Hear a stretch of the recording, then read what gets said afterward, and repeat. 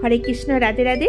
আজকে আমি এসেছি কিছু প্রশ্নের উত্তর দিতে, কারণ আমাকে জয়ন্তবাবু অনেক দিন ধরে কমেন্ট করে রেখেছে। সেই কমেন্টের উত্তর আমি দিতে পারিনি, কারণ আমি অনেক ব্যস্ততার মধ্যে ছিলাম।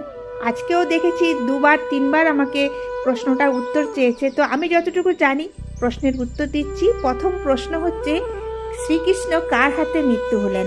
তো আমি যতটুকু আমি জানি সেইটুকুই আমি বলছি।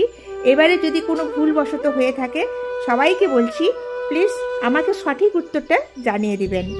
তো আমি যতটুকু জানি, পৌরাণিক কাহিনী অনুসারে শ্রীকৃষ্ণের মৃত্যু হয়েছিল জরা নামক এক ব্যাধ, মানে শিকারীর হাতে, শিকারীর তীরের আঘাতে মৃত্যু হয়েছিল, এটুকু আমি জানি। কিন্তু আরও এটুকু জানি, জরা ভুলবশত বনের মধ্যে গাছের নিচে বিশ্রাম, আর সেইখানে শ্রীকৃষ্ণের রক্তবর্ণ পায়ের পাতাটিকে হরিণের মুখ বলে মনে করেছিল, তখন নিক্ষেপে তীর চালান।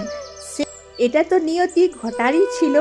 যতটুকু আমি রামায়ণ মহাভারতে দেখেছি যে বালিকে হত্যা করেছিল।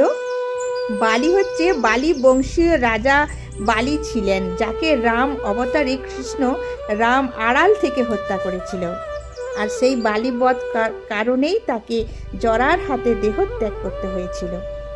প্রথম প্রশ্নের উত্তরটা আমি যতটা জানি বললাম। জয়ন্তবাবু আরও দুটো কোশ্চেন করেছে। যেমন সেকেন্ড কোশ্চেন হচ্ছে যে ভগবান শ্রীকৃষ্ণের রাধা ছাড়া আরও কে প্রিয় মানুষ ছিলেন? তো আমি যতটুকু জানি, রাধা ছাড়া সুদামা তার আসল বন্ধু, তার জীবন, তার সাথী ছিলেন। হ্যাঁ, তুমি আরেকটা কোশ্চেন করেছো, শান্তি কোথায় পাওয়া যায়?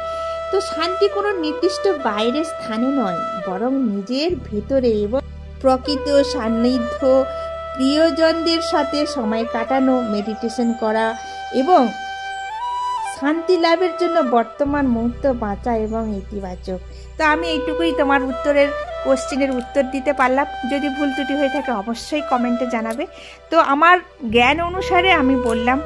তো আমি ছোট থেকে মহাভারত বা আমার যেটুকু আমি টিভিতে দেখতাম, আমার খুব ভালো লাগতো। সেই কোশ্চেনটা তুমি করেছো, অবশ্যই খুব ভালো লাগলো। এরকম আরও কোশ্চেন থাকলে কোশ্চেন করো, যদি আমার জানা থাকে অবশ্যই কমেন্টে জানাবো। তো আমার কোশ্চেনের উত্তরটা দিতে একটু দেরি হয়ে গেল, কিছু মনে করো না বাবা। এই কোশ্চেনের উত্তরটা দিতে আমার একটু দেরি হয়ে গেল, প্রচণ্ড ব্যস্ততার মধ্যে ছিলাম। আর সেই ব্যস্ততাটা আমি এখন কিছু বলবো না, অবশ্যই আমি কিছুদিন পরে আমি কি ব্যস্ত ছিলাম সেটাও আমি কমেন্টে জানাবো, বা আমি ভিডিওর মাধ্যমে আমি সব কিছু শেয়ার করব। অবশ্যই এইভাবে পাশে